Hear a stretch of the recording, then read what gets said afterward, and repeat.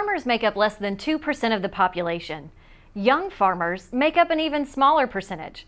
That's why they say it's important for them to stick together. As Kevin Worthington tells us, the first steps are to get to know one another and then to learn from each other. The average American farmer is in his mid to late 50s. The average age of this group of farmers is about half that.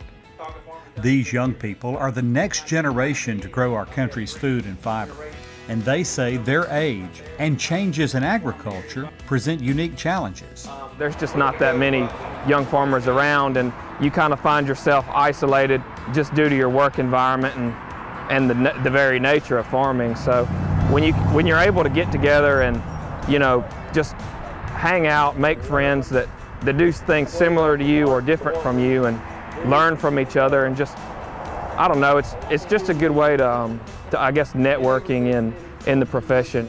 In addition to being a member of the tour group, Drew Wendland is guiding a tour of his family's farm.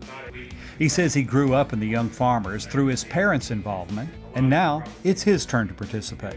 I think that all the technology that we've been exposed to growing up and that we're just so used to using, that it's easy and natural for us to put that into our operations. And I think that there's huge opportunities in technology for farmers, and that's just something that you have to look for and embrace. Heather Wright and her husband Davey participated in the Young Farmers program for about 10 years. She says they benefited greatly from their involvement, so they're trying to give back to the program by hosting a tour of their greenhouse and nursery operation.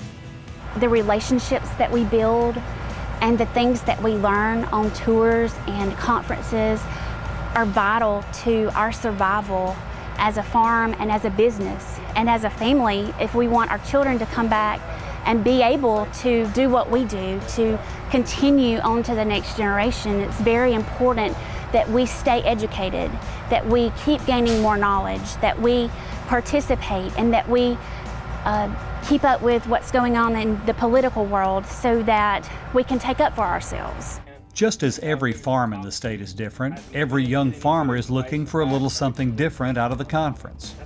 But by working together, they hope to help each other meet their goals. We want people to get out and ask questions, learn some things. I know that I came on this tour because I wanted to see the silage pit today.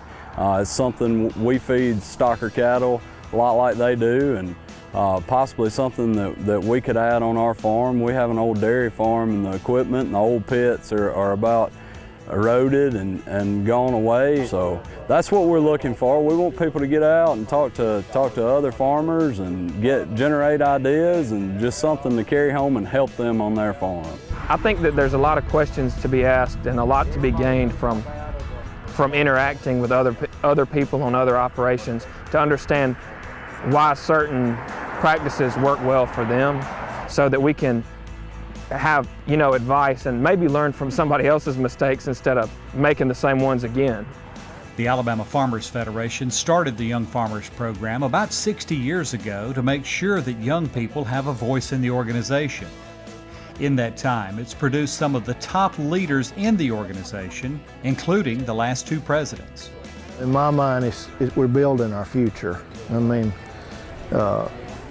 it seems like only a few days ago I was in the Young Farmers program, and we need a crop of young folks coming on that are ready to take the reins and be the force in Alabama to represent agriculture and forestry and our organization. So I just see it as an investment in our future as a state and as an ag organization.